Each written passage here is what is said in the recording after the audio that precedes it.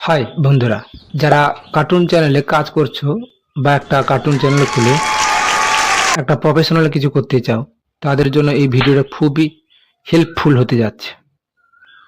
কারণ আমরা অনেকেই কার্টুন বানাই, একটা কার্টুন ভিডিও বানিয়ে ফেললাম, ইউটিউব ভিডিও দেখে ছোট্টখাট্টো চ্যানেল খুলে ফেললাম, কিন্তু কার্টুন ভিডিওগুলি বানালাম সেগুলো আদৌ গুণমান আছে না নাই।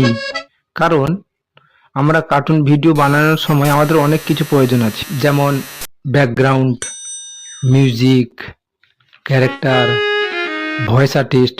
এই চারটা খুবই গুরুত্বপূর্ণ, কেননা ইউটিউবের পলিসি বলে যে অরিজিনাল কন্টেন্ট হতে হবে। কারণ অন্য কারোর ব্যাকগ্রাউন্ড, মিউজিক, ক্যারেক্টার তুলে নিজের ভিডিও এডিটিং করে ভিডিও আপলোড দিয়ে দিলাম, কিছুদিন পর কপিরাইট আসবে, তখন তোমাদের স্বপ্ন পরিশ্রম সব বেকার।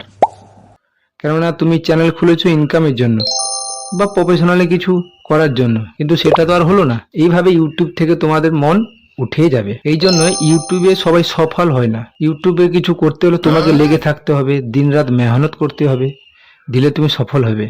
অরিজিনাল কন্টেন্ট বানাতে হবে। যদি কার্টুন অ্যানিমেশনে কাজ করতে চাও, তাহলে সবকিছু হাতে বানাতে হবে বা কিনতে হবে। কেনাটা পরের ব্যাপার, আমরা এসেছি কিছু ইনকামের জন্য। আমরা যদি নিজে সবকিছু হাতে বানাই, যেমন cartoon character, background, voice artist, তাহলে আমাদের কন্টেন্টটা 100% অরিজিনাল। তাহলে ইউটিউবে তোমরা অনেকদিন রাজ করতে পারবে বা কিছু করতে পারবে। হ্যাঁ, মেহনত করতে হবে, তা না হলে কিছু হবে না। আজ এই পর্যন্ত।